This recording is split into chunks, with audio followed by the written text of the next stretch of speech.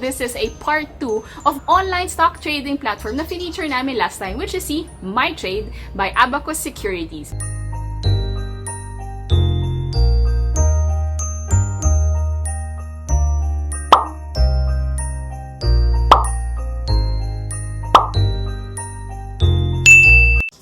Hi mga ka-RFFs! Welcome back to our YouTube channel. My name is Cilla at kung bago ka sa channel namin, Rampver Financials is a complete one-stop shop for your financial needs. Our mission is to help people fulfill their financial dreams. Yes po, this is a part 2 of online stock trading platform na feature namin last time, which is si MYTRADE by Abacus Securities. This is one of the most advanced trading app, kaya sila po ang naging partner namin since 2017. I also mentioned one of the benefits you get kung ikaw ay isang MyTrade client or trader, then you have access to their 7 types of researches. So put the link below kung saan namin feature yung 7 reports po na yan. But today, we are going to focus on using the mobile app. So get your phones ready, download the app, okay? At kung may account ka na, we'll run through yung mobile app mismo kasi maraming first-timers din na nagtitrade. So para tuturuan namin kayo how to buy, how to sell, how to check losses, gains, how to check the PSE,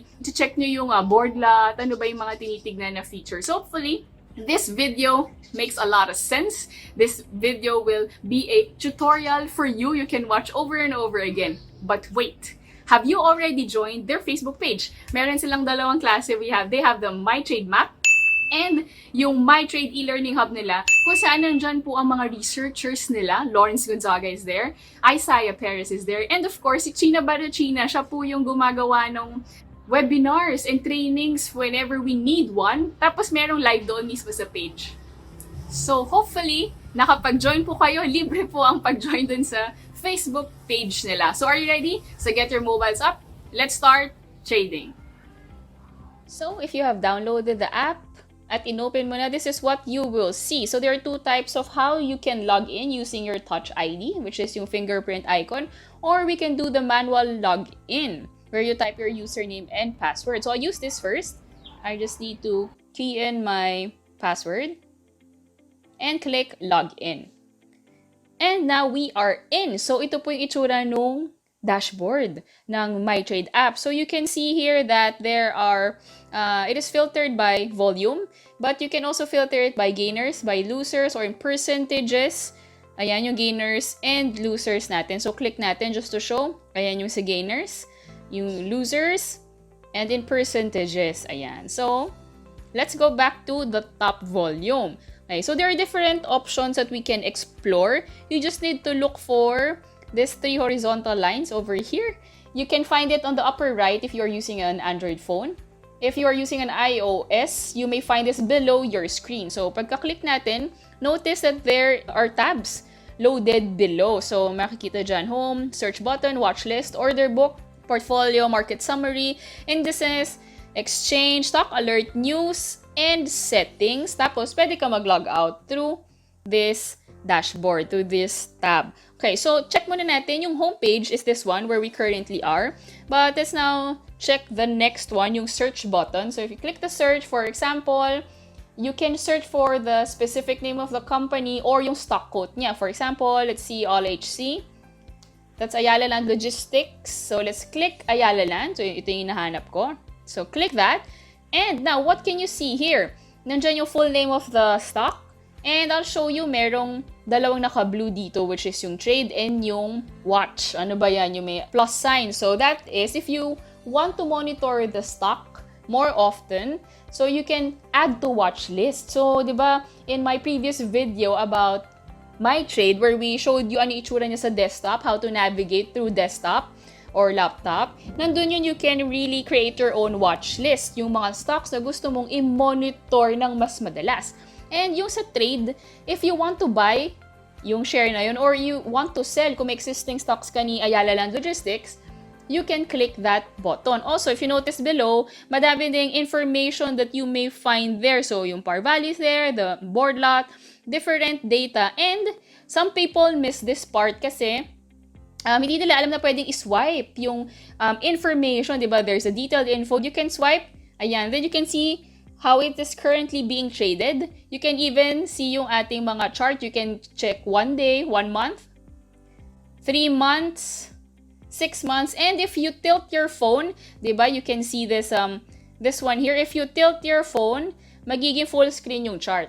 Ayan, magiging full screen yung chart, and then you can even zoom it in if you want a more detailed one. There's even 24 months, diba? Pwede kang mag-check ng mga patterns. So if you put it back to portrait, yan, babalik tayo dun sa app. So aside from charts, you can also see yung time and sales nung buong stocks na merong, yung buong volume ng Ayala Land Logistics Holding. And then you can even see here a more detailed version of this. And kung merong other research reports that they upload about Ayala Land Logistics, dito nila nilalagay. So currently, walang news about it. So you can maximize this option. Ayan, sa baba, maraming nakaka-miss out na pwede palang iswipe yung part na yan. Also now, let's go back to this one, yung sa trade if you want to buy. For example, I want to buy. How do we do this? So click trade. This is one of the options how you can buy a stock. So, pag-click natin dun sa stock, so for example, I want to buy. So, let's indicate, ayan yung minimum board lot niya, 1,000. And then, let's say I bid 3.12 pesos. So, I'll click buy. Ayan. And then, for additional security feature, magpa-prompt po yung trading pin. So, that's an extra confirmation and verification na ikaw talaga yung gagawa nung transaction na to. Okay, so click your, put in your trading pin, and then another confirmation here na okay, ito yung summary ng order mo, and then submit order. Ayan. So later, we will check saan napunta yung pending order na yon. So let's now check this ulit. Balik tayo sa home. Diba? Balik tayo sa home. There. So, every time you click that button, diba, lalabas sa baba yung iba't ibang tabs and options for you. Now, let's go to watch list. So, this is my watch list, for example. If you want to edit it, I named this Cilla 1. If you want to edit this and add more codes, pwede naman. Look for the, let's go back lang. Look for the stock that you want to add to your watch list. Tapos, i-click nyo lang yung add to watch, and then i-click nyo saan nyo gustong i-add. So, for better monitoring. Okay, another option, order book. Okay, now this is where my order will be reflected. So, notice, okay, ano yung nakalagay dito? The code of what I bought, yung time ng purchase. So, these are samples. And then, order price nung binibili ko. And the order quantity. You can also see yung remaining money na meron ka left for trading. Kasi, pinambili natin ng mga stocks. So, dyan man natin makikita. That's called the order book. Okay? So, next, let's go to your portfolio. So, di ba, order book, ito pa lang yung mga, hindi pa to done deal. We have to wait until the trading matches, di ba? Ma-done yung order. So, pending pa lang to lahat. So, let's go now to portfolio.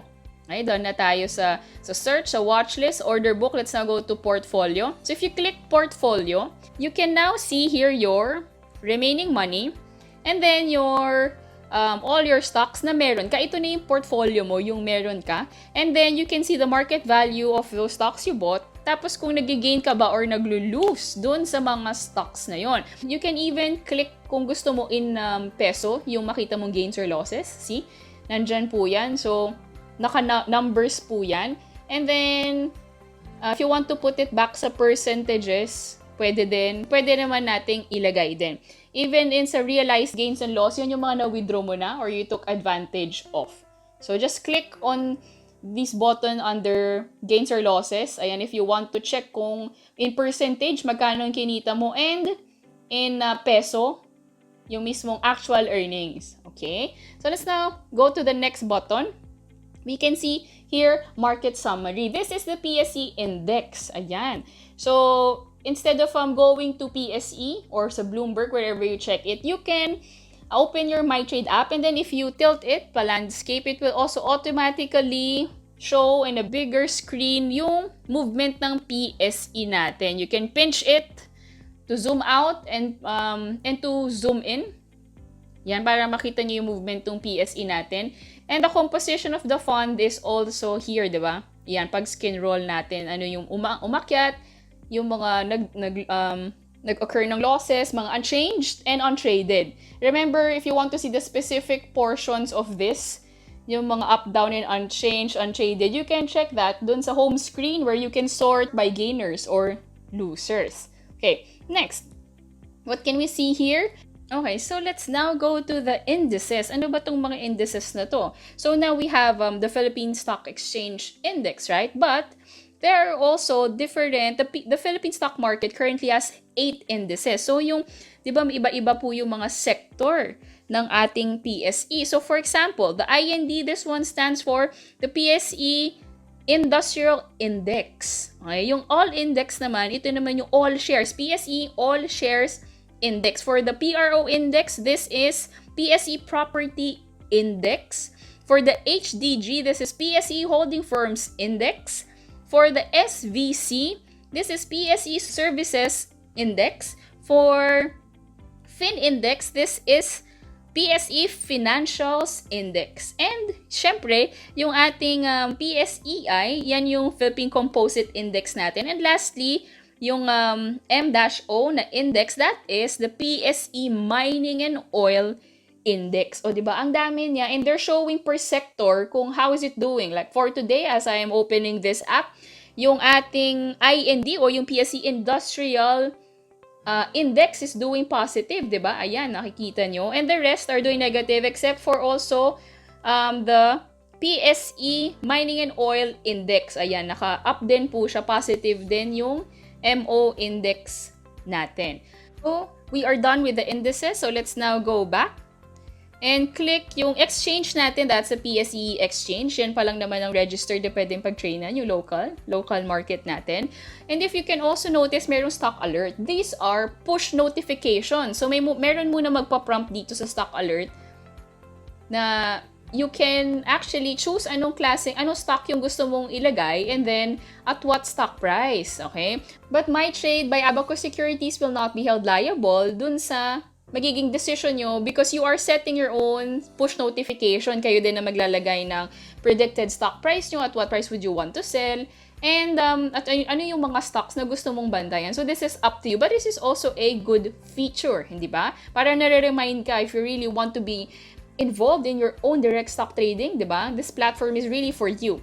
Lastly, meron tayong news and reports. So merong daily news. Ayan, ang dami po. Daily news from Abacus, it is uploaded there. You don't need to go to their website. Short takes, nandyan. And I even explained dun sa current video namin about MYTRADE, ano yung difference ng mga researches na to. Action ideas, nandito din. They upload regularly by sector kasi mas madami ang daily news at saka yung short takes natin. Super timer, ayan. So there per quarter yan nila nilalagay. And other news. So, let's now go back and check the last one. The last one is yung settings. What can you find here? You can change your password, change your PIN, kung reset your PIN, push notifications, nandyan refresh rate, view preferences. Ano ba ang gusto mong view preferences? Ayan, you can choose there. Trade preferences. You can also customize a little yung iyong app. And activate or deactivate yung Touch ID. So I guess hindi ba nasa mobile app na ni MYTRADE lahat tong pwede nating mahanap. It's just that you have to familiarize yourself lang kung paano gamitin tong app na to. But kami sa Rampver Financial, we use this anywhere, anytime, just to check our portfolio or gusto naming mag-execute. That's it, di ba? Kaya ako nasa labas because you can actually trade anywhere. So, if you are not yet a subscriber, KRF, hindi ka pa namin official na KRFF, don't forget to click on the subscribe button below, click on that notification bell below, give us a thumbs up, give us your comments and suggestions down below, and we will see you on the next video.